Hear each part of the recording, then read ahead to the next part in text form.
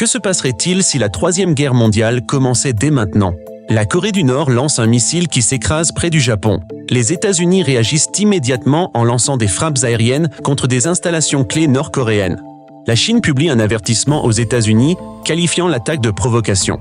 En quelques heures, les troupes chinoises commencent à se déplacer vers la frontière coréenne. La Troisième Guerre mondiale a commencé. La Russie voit dans le chaos une opportunité. Elle envahit l'Ukraine et avance directement vers des pays alliés de l'OTAN comme la Pologne.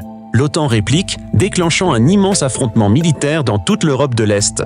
Dans l'Arctique, la Russie et les États-Unis se disputent le contrôle de routes maritimes vitales. Pendant ce temps, au Moyen-Orient, l'Iran profite de l'occasion pour attaquer des bases américaines dans la région et Israël riposte contre les forces iraniennes, entraînant l'Arabie saoudite et la Turquie dans une guerre régionale meurtrière.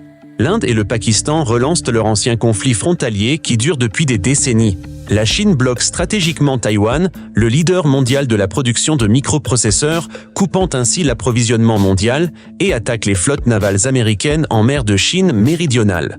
Les Philippines et l'Australie, toutes deux alliées des États-Unis, mobilisent leurs petites armées pour apporter autant de soutien que possible. Le Japon se remilitarise pour la première fois depuis la Seconde Guerre mondiale. Et puis, l'impensable se produit. La Russie déploie des armes nucléaires tactiques en Europe pour envoyer un message.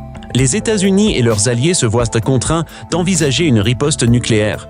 Des milliards de personnes à travers le monde retiennent leur souffle, car une seule mauvaise décision pourrait signifier l'anéantissement global.